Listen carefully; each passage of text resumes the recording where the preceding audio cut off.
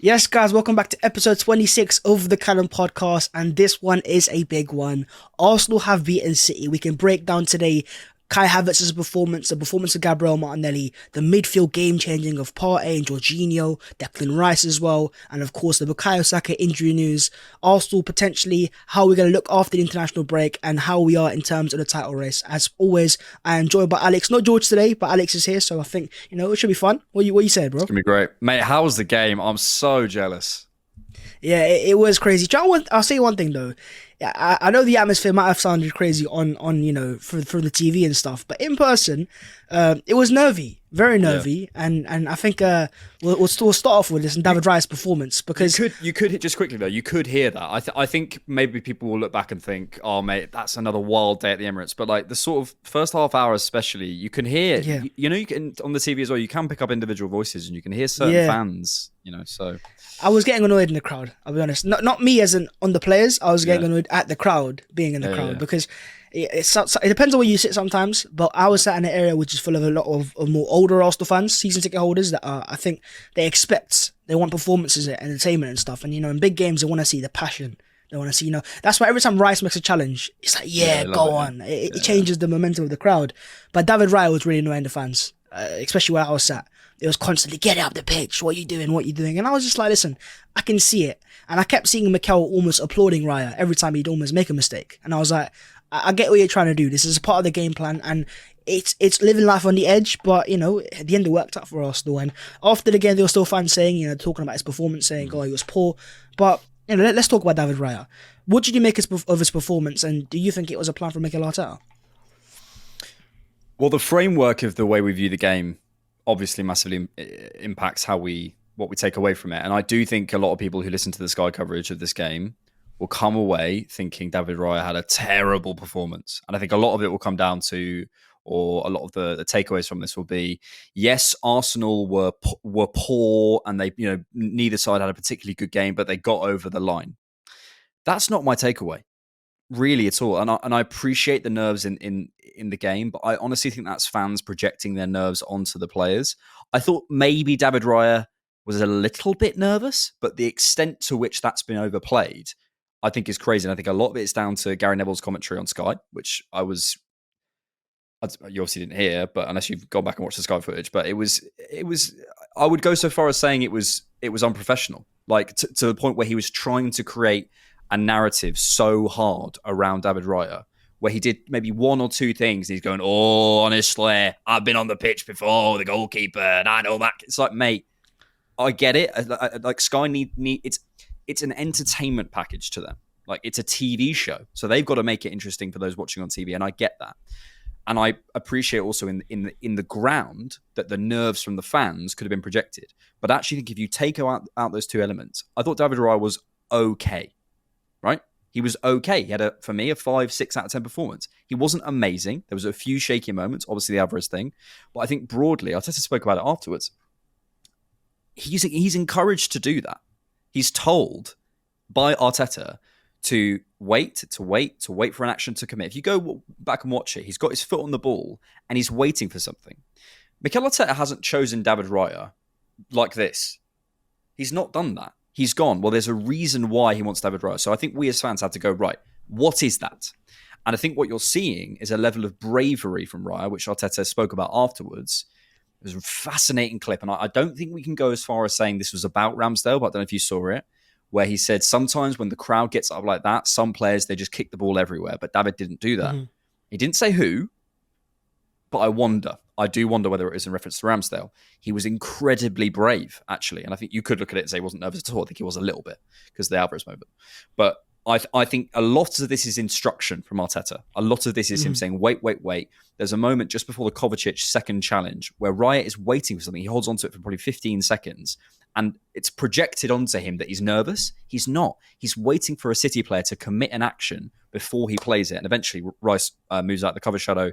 Then he plays in Rice and Kovacic makes the challenge. But what happens is people go, oh, they don't know how to find a way through. It's instruction. The goalkeepers, the keepers are telling you it's instruction. The manager's telling you it's instruction. Let's remove those filters.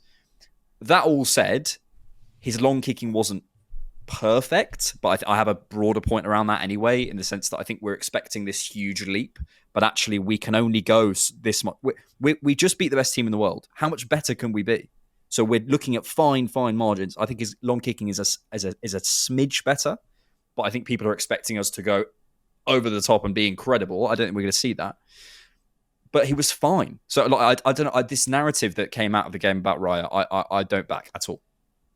Yeah, I think a lot of fans might look at that performance and go, like, this is why Ramsdale should be starting. I think it's the opposite for Arteta. He'll go, this is why I'm starting Raya. Because he didn't change the game plan. Bang on. You know, he just kept it as it is. And that's why I kept seeing it. You know, I think it was an occasion in the first half, it was an injury, and he went straight over to Raya and he was applauding him. He was like, keep doing it. Keep doing it. And I'm sorry to cut you off, but I do want to say, like, I get it. Like, I fully understand if you're and I'm really not trying to generalize or put these in broad brushstrokes, but I do think this is fair. If you're a fan who's watched Arsenal, let's say since like the late 90s, in terms of your football watching life, I've not got that sample size. So I'm very much more open to new ideas. And I imagine when we're in our 40s and 50s, we'll look back and say, why aren't they playing out from the back? Because there's a new way of playing. Or why aren't they doing X, Y, and Z? You get used to a certain way of playing, right?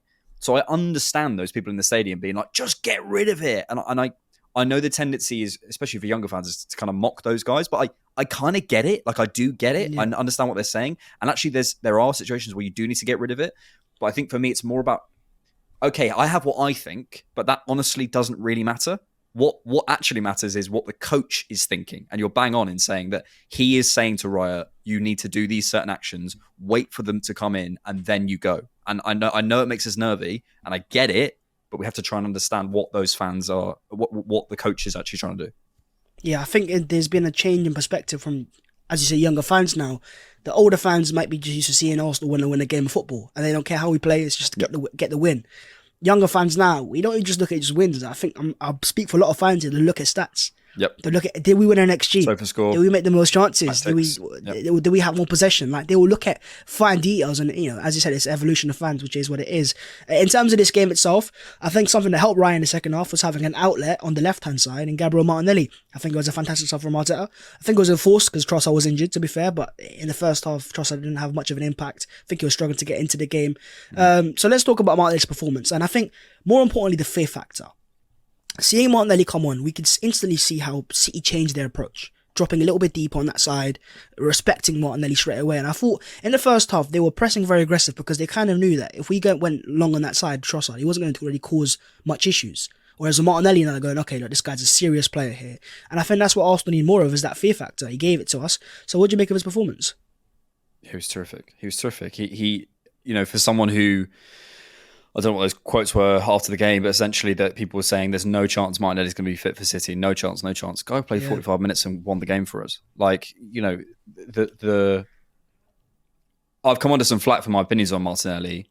I believe there's going to be a time when Martinelli's position in the team is questioned. That's just my opinion, because I think there's certain things he can do to the best level in our squad, and there's certain things that I see and I go, is there an area of growth potential?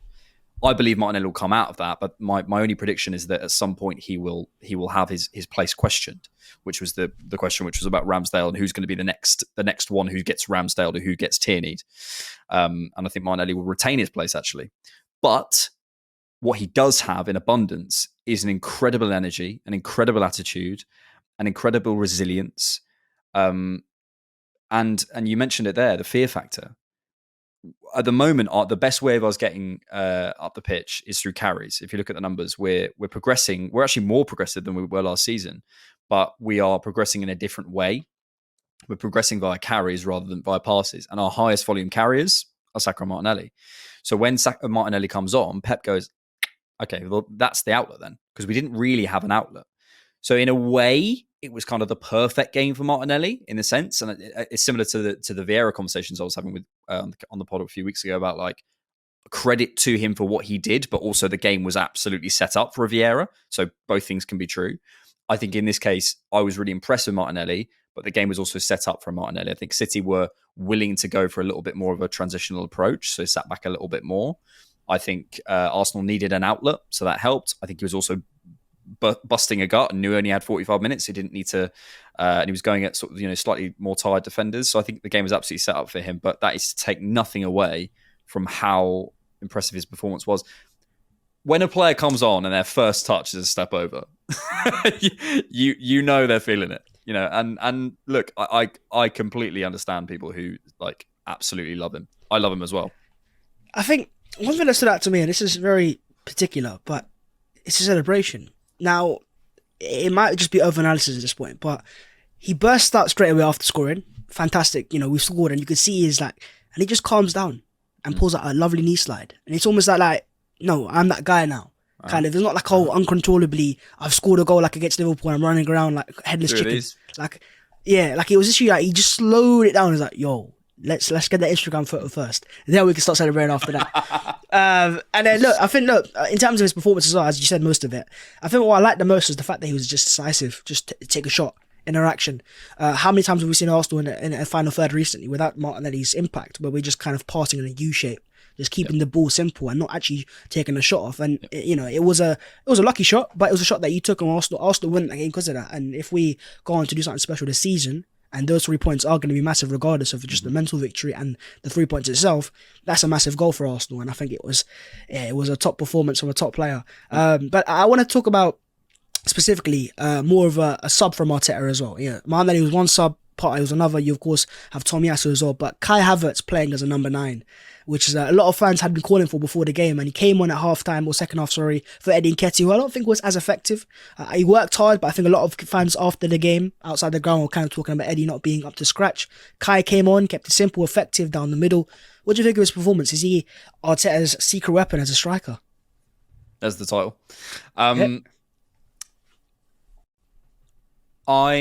Firstly, those 4 names you mentioned were all Arteta subs. Yeah. Partey plays the ball, knocked down by Tomiyasu, laid off by Havertz, finished by Martinelli. Oh yeah, unbelievable. I mean, what's he doing there? So, you know, we have to credit the manager, and I think, you know, a lot of people have questioned Arteta's substitutes over the years. I think because it's a slightly easy thing to be like, he got the subs wrong when you lose. It's like, well, it's just like, okay, there's nothing.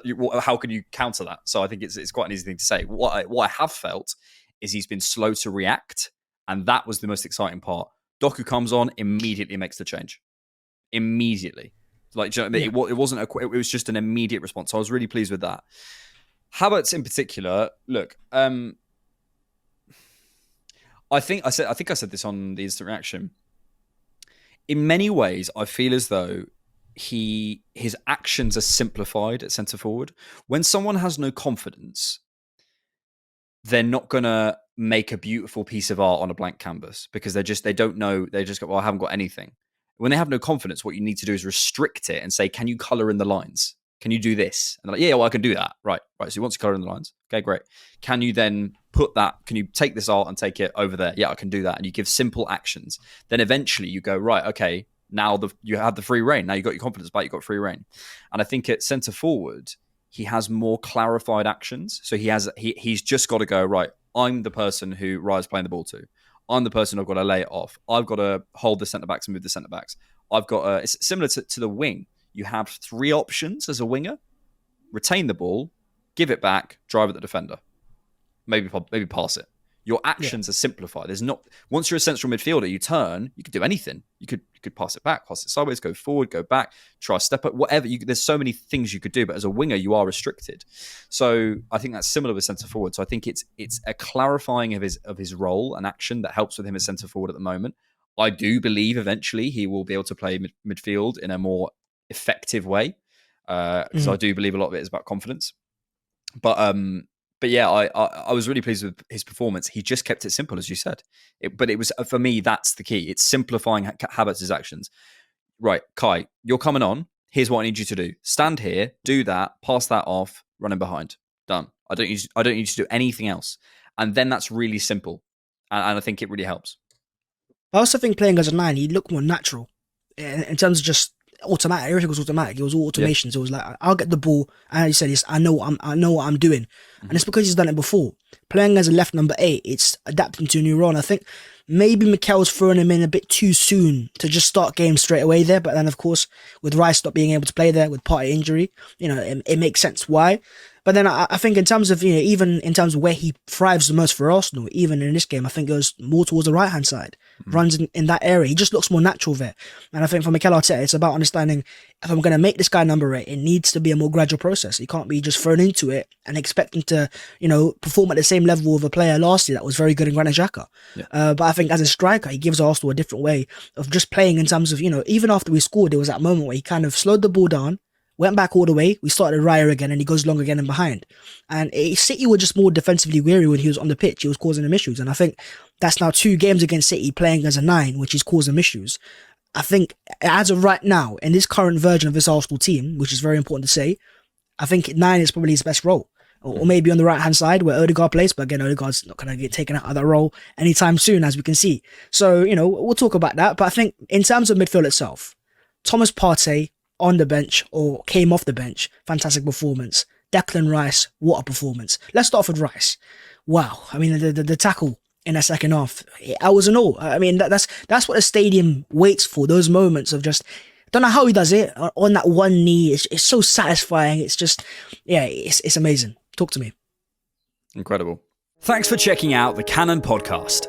To hear the full episode, sign up as a YouTube member on this channel or go to patreon.com/thecannonpod.